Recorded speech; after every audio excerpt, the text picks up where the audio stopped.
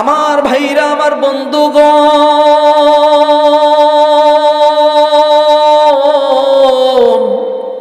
আমার বাবাজি, কোনো দিকে মনোযোগ দিবেন না বাবাজি, আমার দিকে তাকান। গভীর রাতে আপনাদের সামনে আল্লাহ তাআলা আমাকে উপস্থিত করেছেন। ভাইজান, ভিন্ন কোনো কথা বলার জন্য আপনাদের সামনে আসি নাই। আমার বাবাজি, আল্লাহ রাব্বুল আলামিনের কোরআন থেকে একটা সূরার আয়াত ধরলাম। বাবাজি দেখেন তো দেখি আজকের সূরা থেকে, এখান থেকে কিছু তথ্য পেয়ে আপনার জীবনটা পরিবর্তন করতে পারেন কিনা। আমার সূরাতুল আহকাফ 26 নম্বর পারার 2 নম্বর পৃষ্ঠা 15 নম্বর আয়াতে तमाम পৃথিবীর মানব জাতিকে জানাইয়া দিলেন, ওয়াসাইনাল ইনসানা বিওয়ালিদাইহি ইহসানা। আমার আল্লাহ ডাক দিয়ে বলতেছেন, দুনিয়ার तमाम মানুষ, আমি আল্লাহ तमाम পৃথিবীর মানব জাতিকে একটা ওসিয়ত করলাম, নির্দেশ দিলাম, তাদের মা বাবার সাথে ইহসান ব্যবহার করার জন্য। চিৎকার দিয়া বলেন সুবহানাল্লাহ, আরো আওয়াজ দিয়ে পড়েন সুবহানাল্লাহ। আল্লাহর হক, আপনার হজ করা, ইবাদত বন্দেগী, এগুলো আল্লাহর হক। কোন ব্যক্তি যদি নামাজ না পড়ে, কোন ব্যক্তি যাকাত দেয় নাই, কোন ব্যক্তি রোজা রাখে নাই, এরপরে ইন্তেকাল করেছে কিন্তু ঈমান এনেছে, কালিমা পড়েছে লা ইলাহা ইল্লাল্লাহ মুহাম্মাদুর রাসূলুল্লাহ, এই কথা বিশ্বাস করেছে, ইন্তেকাল করার পর, আমার ভাইরা আপনারা জানেন, আল্লাহ রাব্বুল আলামিন চাইলে পরকালে এই বান্দাকে মাফ করতে পারে কি পারে না? কথা বুঝতেছেন আমার? মাফ করতে পারে কি পারে না? পক্ষান্তরে হুকুকুল ইবাদ, অর্থাৎ বান্দার হক। বান্দার হক কি? বান্দার হক হলো, যেমন একজন ভাইয়ের উপর, তার যে ভাই আছে ওই ভাইয়েরও হক আছে। একজন স্বামী, তার কাছে হক তার স্ত্রী, বাড়ির যে কর্তা মুরব্বী যিনি, ওনার উপর হক আছে। কার হক? তার স্ত্রীর হক।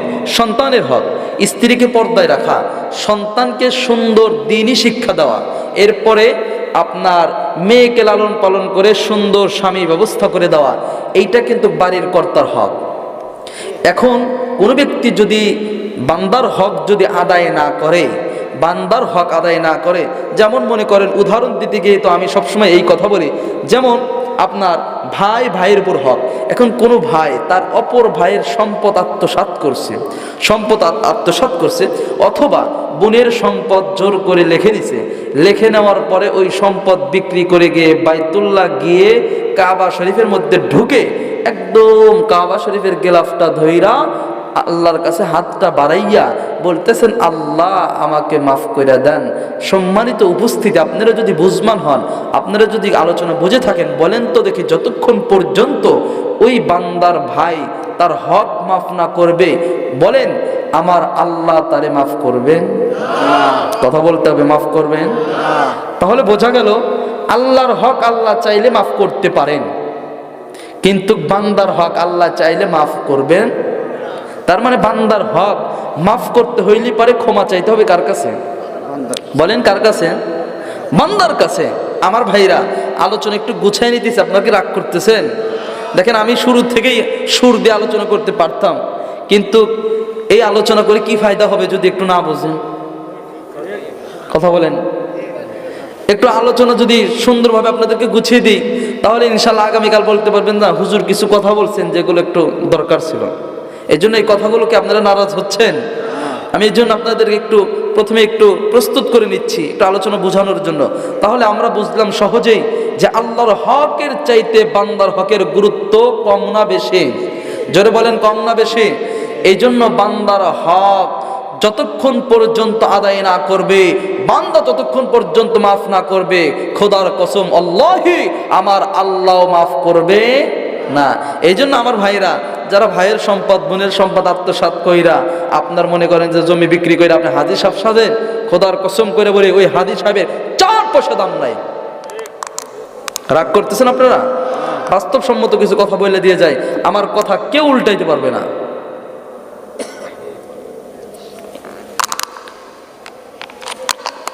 তাহলে আমরা বুঝলাম যে বান্দার হক সবচেয়ে গুরুত্বপূর্ণ।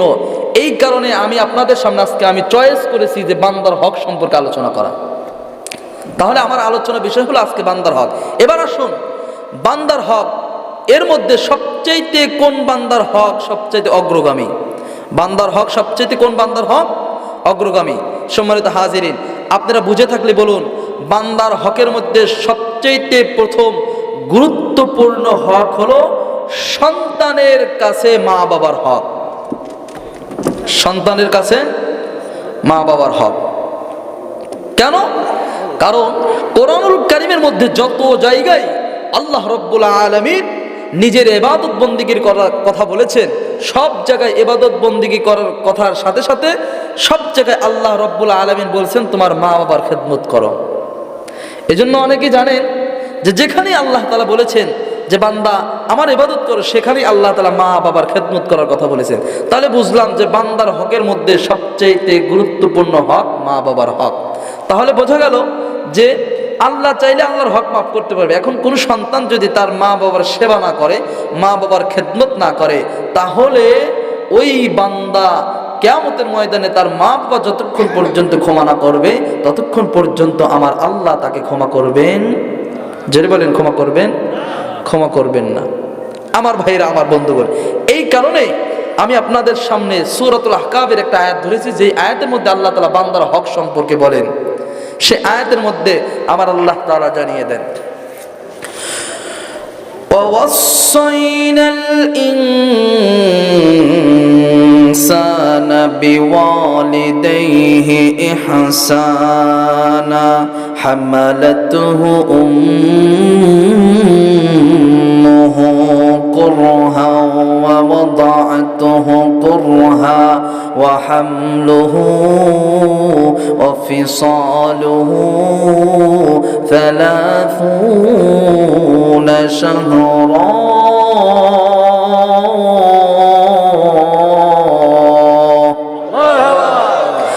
আমার ভাইরা, আমার বন্ধুগণ,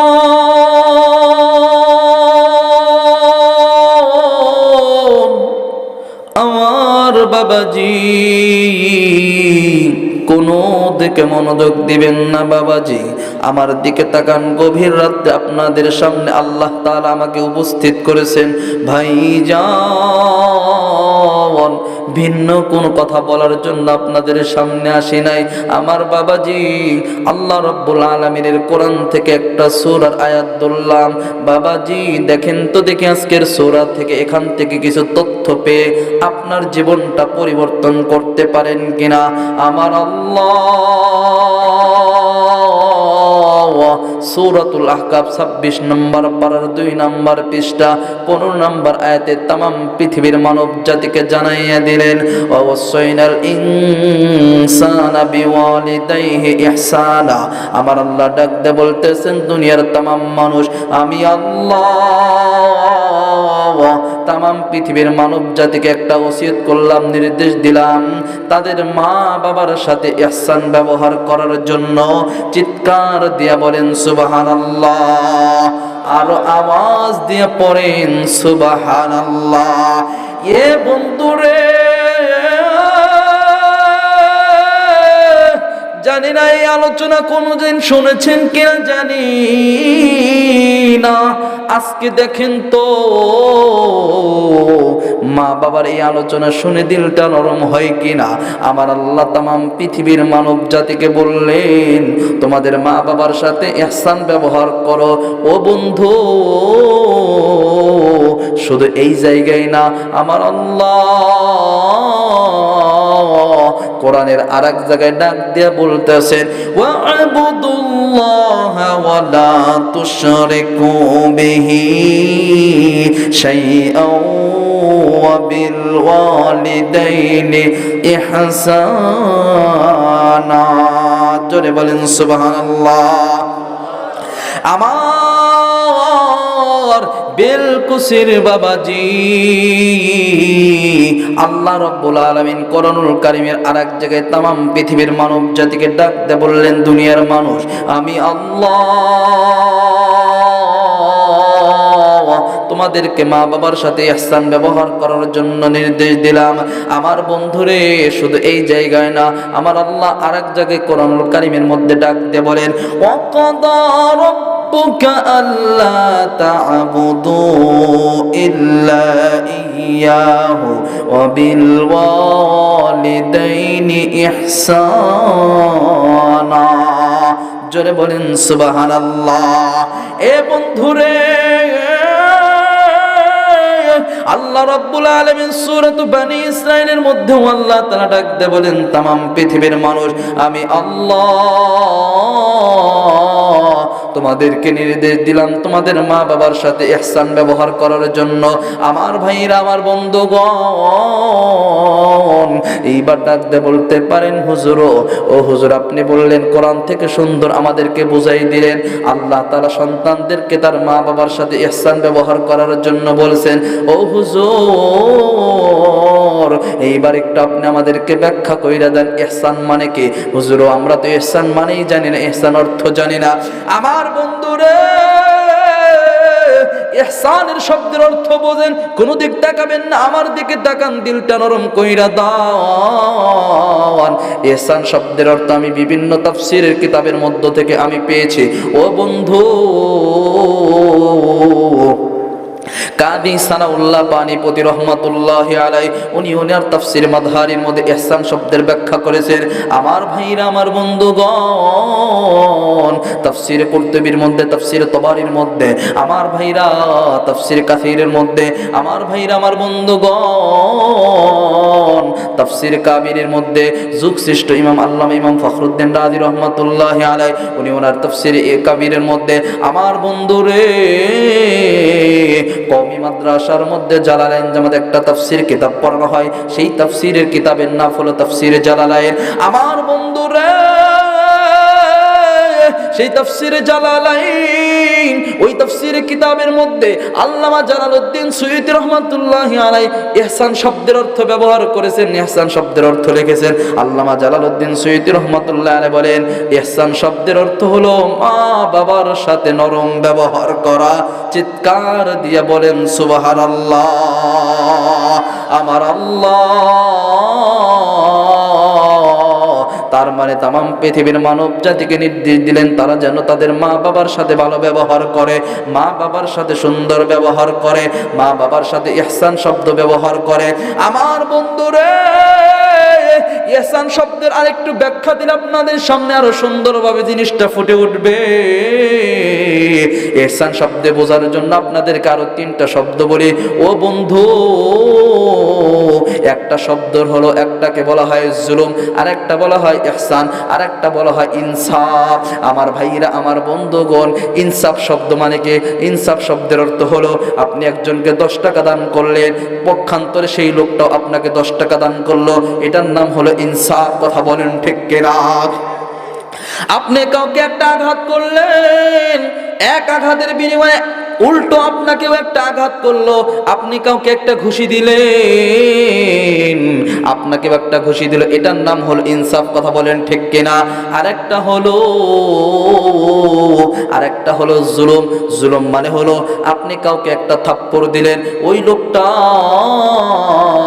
আপনাকে একটা না 2টা থাপ্পড় মারলো, আপনি কাউকে অন্যায়ভাবে আঘাত করলেন, আপনি কাউকে অন্যায়ভাবে আঘাত করলেন, আপনি কাউকে অন্যায়ভাবে অন্যের সম্পদ আত্মসাৎ করলেন, এটার নাম জুলুম। কথা বলেন ঠিক কিনা? এই জুলুম কিন্তু পৃথিবীর কারোর সাথে জায়েজ নাই। কথা বলেন, জায়েজ আছে? জায়েজ নাই, জুলুম করা কারোর সাথে জায়েজ নাই।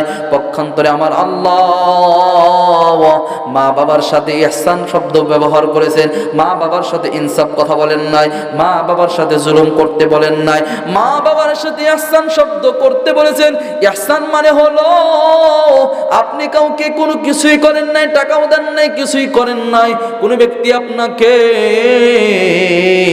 খুশি হয়ে আপনাকে 1500 টাকা দান করলো, এটার নাম ইহসান। কথা বলেন ঠিক কিনা?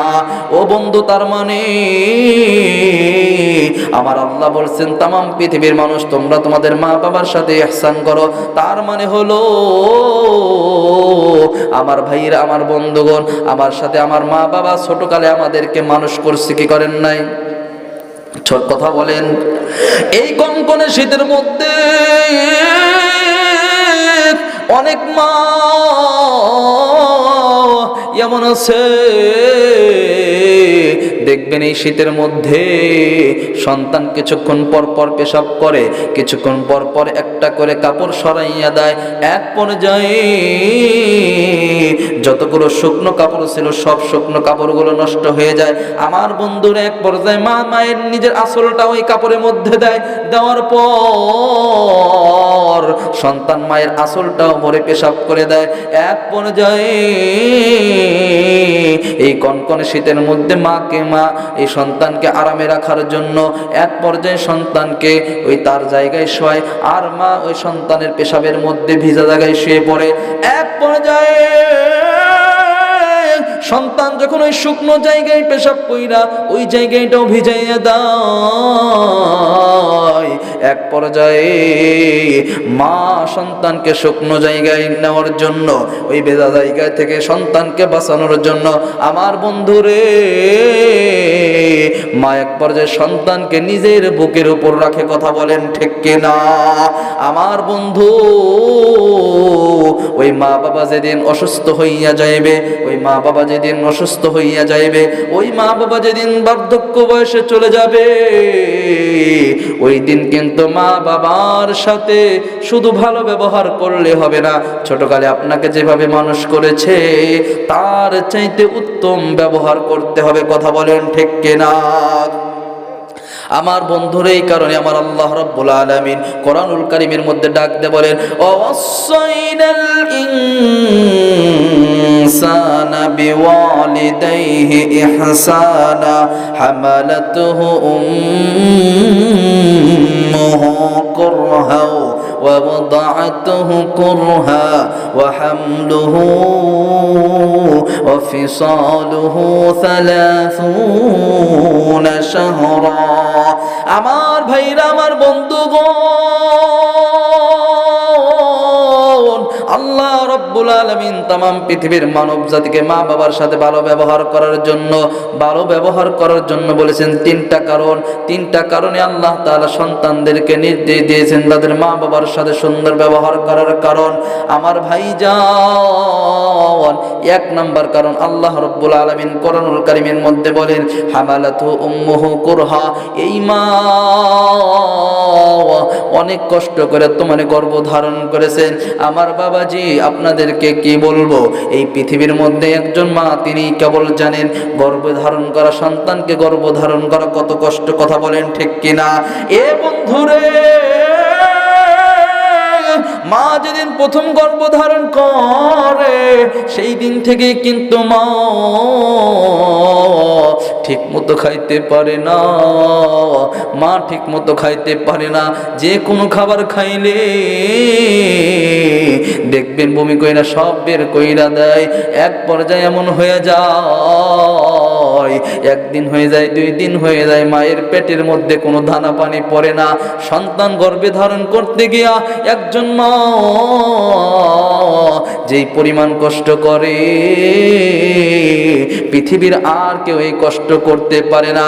আমার বন্ধুরে, এ যুবক ভাই, কি হইল রে যুবক, তোমার চোখে কেন পানি নাই? তুমি কেন আজকে কান্দো না? তোমার কেন মা বাবার কথা মনে পড়ে না? তুমি কেন মা বাবার সেবা করো না, মা বাবার খেদমত করো না? যেদিন মা হারাইবি সেই দিন বুঝবি কত বড় নিয়ামত হারাইলি। এর যুবক, তুমি রাষ্ট্রের খবর নিবা বাধা দেই না, তুমি ফেসবুক চালাইবা সেটাও বাধা দেই না, কিন্তু তুমি মাঝের মধ্যে মায়ের চেহারার দিকে তাকাইও। আমার পয়গম্বর বলেন, কোন সন্তান যদি মা বাবার চেহারার দিকে রহমতের দৃষ্টিতে তাকায়, আমার পয়গম্বর বলেন প্রত্যেকটা তাকানোর বদৌলতে আমার আল্লাহ তার আমল নামায় কবুল হজের সওয়াব লিখে দেন। সুবহানাল্লাহ। সাহাবায়ে কেরাম প্রশ্ন করলেন, ইয়া রাসূলুল্লাহ, ইয়া হাবিবাল্লাহ, নবীজি কোনো ব্যক্তি যদি প্রতিদিন দৈনন্দিন মা বাবার চেহারার দিকে 100 বার তাকায় তাহলেও কি সওয়াব পাবে। নবী আমার ডাক দিয়ে বললেন, সাহাবীরা রে, 100 বারও যদি কোনো বান্দা কোনো সন্তান ধরে তার মা বাবার চেহারার দিকে রহমতের দৃষ্টিতে তাকায়, আমার আল্লাহ তার আমল নামায় 100 কবুল হজের সওয়াব লিখে দেবেন। আর জোরে বলেন সুবহানাল্লাহ। এই জন্য বাইরে আমার কি হইল রে যুবক, তোর চোখে কেন পানি নাই? তুই কেন আজ মায়ের বাবার খেদমত করস না? কি হইল রে যুবক, তুমি কেন মা বাবাকে ভুইলা গেছো? আহারে যুবক, মা যেদিন হারাইবি সেই দিন বুঝবি কত বড় নিয়ামত হারাইলি। মা বড় নিয়ামত, মা বড় দামি সম্পদ। এই মা যেদিন হারাইবি পুরা সিরাজগঞ্জ জেলা তন্ন তন্ন খুইরা খুঁজাও মা বাবাকে পাইবি না। কথা বলেন ঠিক কিনা? এই জন্য যুবক, আজকে গভীর রাতে আপনাদেরকে মা বাবার খেদমত সম্পর্কে কিছু আলোচনা কইরা যায়। দেখেন তো দেখি এইখান থেকে মায়ে বাবার খেদমত করার মতন মন মানসিকতা তৈরি হয় কিনা। আমার ভাইরা বলতেছিলাম, 1 নাম্বার কারণ আমার আল্লাহ রাব্বুল আলামিন ডাক দিয়ে বলতেছেন, तमाम পৃথিবীর মানুষ, এই মা তোমাকে অনেক কষ্ট কইরা গর্ভধারণ করেছে। এই মা আমাকে আপনাকে গর্ভধারণ করতে গিয়ে যেই পরিমাণ কষ্ট করেছে, 1 নাম্বার কষ্ট হলো গর্ভধারণ করতে গিয়ে কোনো ধরনের খানা পিনা তার মুখে যায় না। আমার ভাইরা, আমার বন্ধুগণ, 1 মাস 2 মাস 3 মাস এইভাবে যত লম্বা টাইম হইতে থাকে, মার কষ্ট শুধু দিন দিন বৃদ্ধি পায়। কথা বলেন ঠিক কিনা? এই জন্য দেখবেন সকল মানুষের সাথে একসাথে খানা খাইতে বসে হঠাৎ কইরা মা পেলের থেকে খাবারটা রাইখা হঠাৎ কইরা মা উঠা গিয়া অন্য একটা রুমের মধ্যে গিয়া ঢুকরে ঢুকরে কান্দে আর ডাক দিয়ে বলেন, আল্লাহ, সন্তান হওয়ার বেদনা, সন্তান গর্ভে রাখা বুড়ি কতই না কষ্ট। এই জন্য যুবক, 1 নাম্বার কারণ, কষ্টের কারণ আমার আল্লাহ রাব্বুল আলামিন কোরআনুল কারীমের মধ্যে জানাইয়া দিলেন। 1 নাম্বার কষ্ট হলো হামালাতহু উম্মুহু কুরহা। 1 নাম্বার কষ্ট, এই মা অনেক কষ্ট কইরা তোমারে গর্ভধারণ করেছে। 2 নাম্বার কষ্টের কথা আমার আল্লাহ রাব্বুল আলামিন জানাইয়া দেন, ওয়া ওয়াদা'তুহু কুরহা। আমার আল্লাহ রাব্বুল আলামিন 2 নাম্বার কষ্টের কথা বলেন। এ দুনিয়ার মানুষ, 2 নাম্বার কষ্ট হলো এই মা অনেক কষ্ট কইরা তোমাকে প্রসব বেদনার যন্ত্রণা সহ্য করেছে। কথা বলেন ঠিক কিনা? লা ইলাহা ইল্লাল্লাহ। একটু জিকির